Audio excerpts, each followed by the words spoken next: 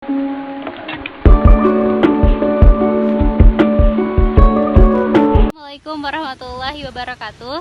Perkenalkan, nama saya Najma Nafisa. Saya kelas 12 IPA dari Madrasah Aliyah Pembaharuan. Video ini saya buat untuk melengkapi tugas praktik pendidikan kewarganegaraan di sekolah saya, yakni mereview buku. Buku yang saya akan review adalah Jas Mewah, yakni Jangan Sekali-Kali Melupakan Sejarah dan Dakwah. Cover bukunya seperti ini.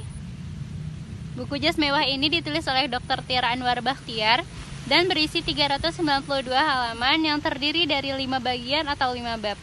Diterbitkan oleh Proumedia pada tahun 2018 di Yogyakarta dan bisa dicek di website www.proumedia.co.id.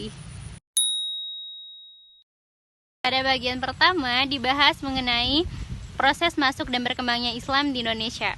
Pada mulanya ketika berbicara mengenai proses islamisasi Kepulauan Nusantara, pembicaraan lebih difokuskan pada fakta-fakta yang sifatnya artefak atau peninggalan zaman Islam atau catatan-catatan perjalanan yang mengisahkan mengenai pertemuan dengan komunitas muslim di wilayah ini.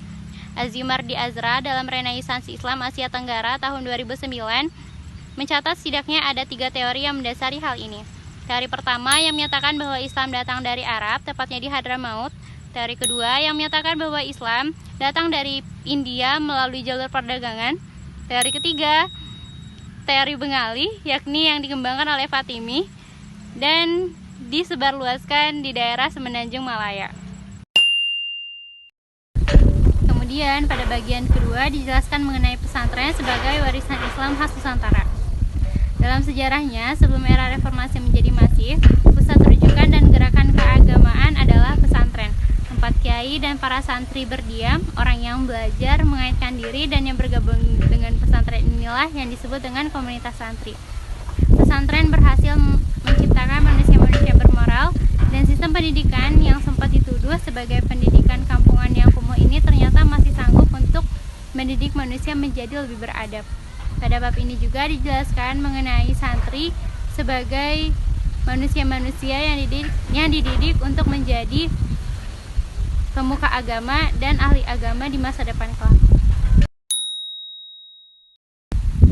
Selanjutnya adalah pada bagian ketiga. Pada bagian ketiga ini dijelaskan mengenai gerakan dakwah di Indonesia.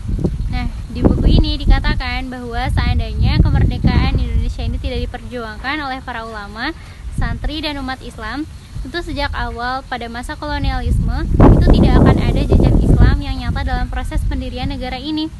Walaupun secara politik umat Islam secara sengaja pernah dipinggirkan, justru ini semacam takdir Allah yang mengingatkan kembali kepada kita bahwa ada tugas yang lebih penting dan lebih utama untuk didahului dan dibenahi sebelum umat Islam memegang tampuk kekuasaan, yakni dakwah.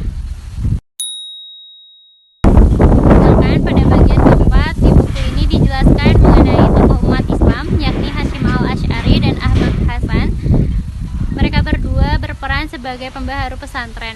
Tentu ketika kita berbicara mengenai pendidikan, kita tidak lagi melupakan nama yang legendaris ini, yakni Hasyim Asy'ari yang lebih dikenal dengan sebutan Hadratus Syekh. Pada buku ini juga dijelaskan, tepatnya pada bagian keempat, yakni Ahmad Hasan.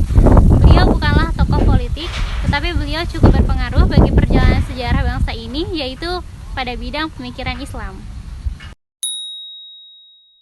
Dan sampailah kita pada bagian terakhir dari buku ini, yakni bagian kelima. Pada bagian kelima dari buku ini membahas mengenai islamisasi pengajaran dan penulisan sejarah di Indonesia.